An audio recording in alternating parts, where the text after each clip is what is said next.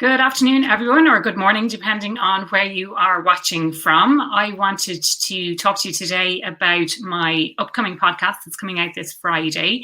And my guest on that podcast is Garima Gupta. And I have her with me today to talk about what to expect from the podcast.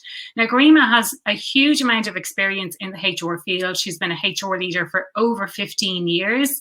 And on the podcast, she shares some really insightful and practical tips of things that you can do in order to look after yourself better. So primarily it's targeted at HR and business leaders, but essentially you can apply these tips to anyone, no matter who you are.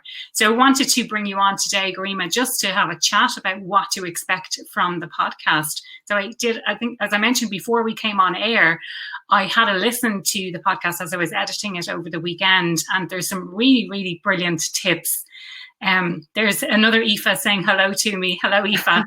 And yeah, so we just like to kind of give a bit of, what can we expect from the podcast that's coming out on Friday? Well, thank you, Aoife, for having me on your podcast. And it was really lovely talking to you. It was a good conversation.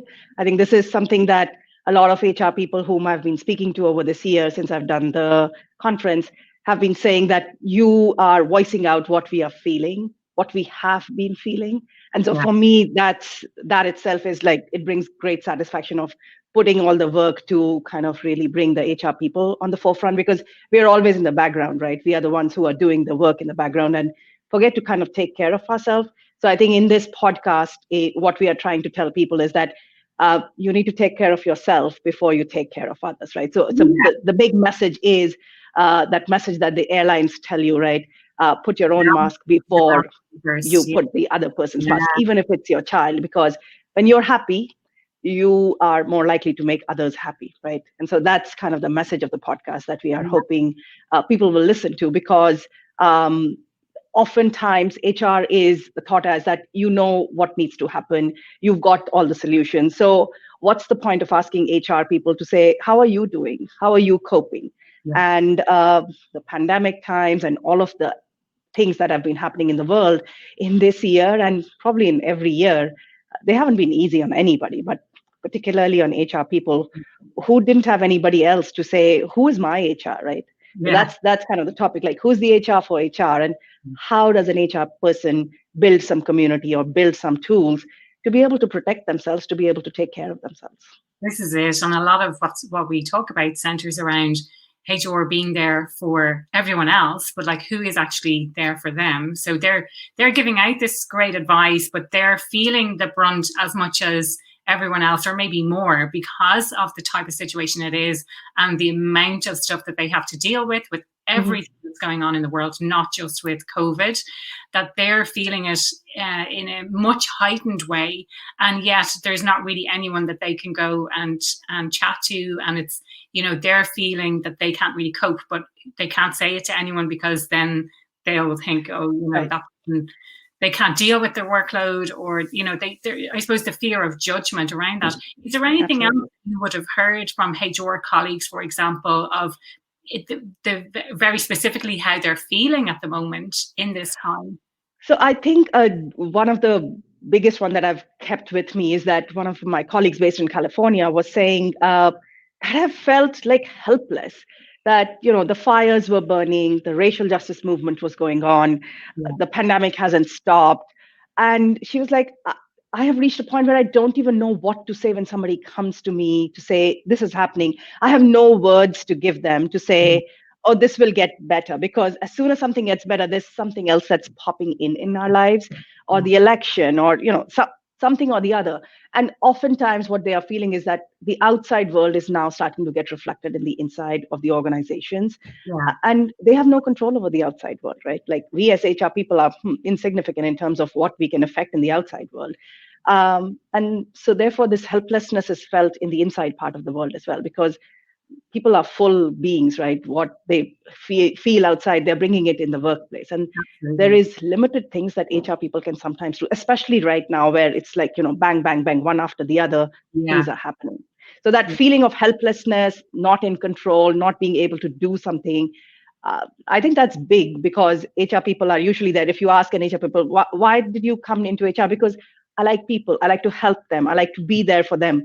And when you're not being able to do that, then you're feeling like, okay, maybe I don't know if I'm doing a good job or not. So that feeling is definitely something that I've heard from lots and lots of HR people. Every team that I've spoken to, that's definitely a feeling that people are Yeah. feeling right now. Yeah. It's just things are building up and everything tends to get on top of you then. And I think one of the things that we talked about in the podcast was this idea of compassion fatigue. So you get to a stage where you're just like, I'm not really sure what to say. You kind of stop feeling after a while because so many things have gone horribly wrong. And in the podcast, I summarized the podcast at the end, as I always do. And there was something like 9 different, very practical tips that you shared during our conversation. And like, it was just the kind of things that, and I always encourage people, like, don't try and do everything all at once. Think about one thing that you can do differently and adopt that, something that resonates most with you that you can do, and a small change that you can make. But there's tips around how to say no and putting yourself first, like we talked about, lots of other tips like that. Is there anything else that you would like to share in advance of Friday? I'll be sharing some teasers of the podcast in advance of it coming out, but it will be coming out on Friday at 6 a.m. GMT for anyone who is keeping an eye out for that anywhere you get podcasts. But is there anything else that you would like to share in relation to that? So I would say that holiday season is coming for most people in most countries. Yes. I would say please take time out for yourself. And I know for a lot of HR people, it may be the year end, and so increases may be coming or compensation changes. Do the prep work before and take that time off with your family, because I know lots of us have been quarantined and inside the house and cooped up with the family, but we're not really spending that quality time because we are always either cooking or doing work or asking them to do homework or teaching them, whatever that might be. So I'm just saying that take time off. I don't know, bake a cake, make some cookies, whatever makes your creative person come out. Because once you come on the other side, there'll be a fresher, newer you, and you'll be able to do double the work that you are able to do right now when you're fatigued, compassion fatigued, as well as just physically fatigued as well.